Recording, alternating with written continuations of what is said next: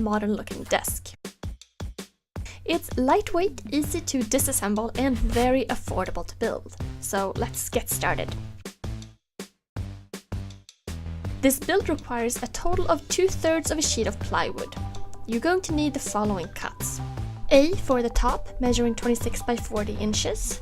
For the base, cuts B, C, D, E and F, as well as G for edge banding, and for this you could use strips of wood, metal or some other material. Start with making all your cuts.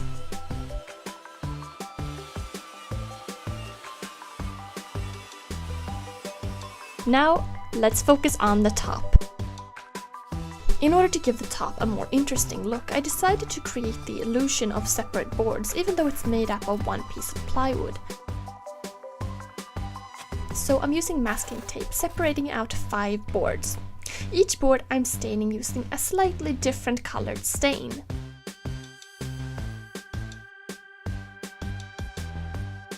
I start with the 3 middle boards, pull off the tape, put down some new tape, reapply some stain to stain the middle 2 boards, and then I let it dry.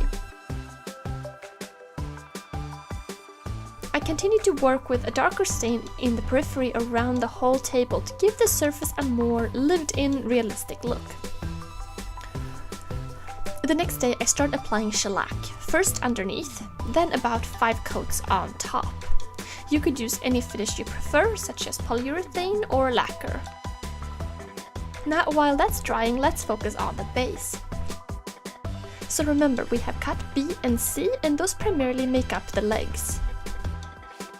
So let's attach B and C together and basically make 2 boxes, one for each side of the desk.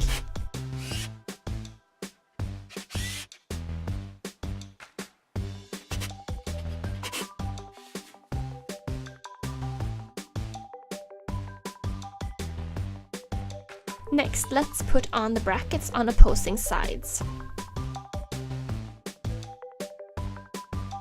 And these I'm just stapling in for the sake of simplicity.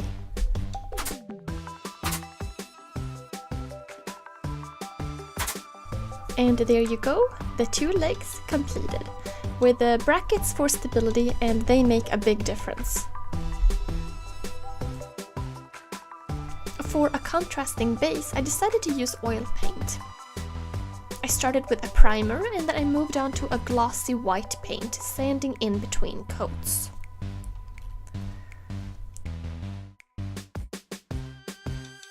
To assemble the desk, screw in the legs to the top. Also screw down the support in the middle and the brackets connecting the legs to the bottom of the table.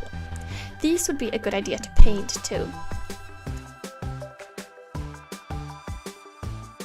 Now for edging, there are several options.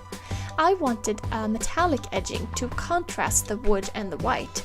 So first I started with aluminum that I cut and bent.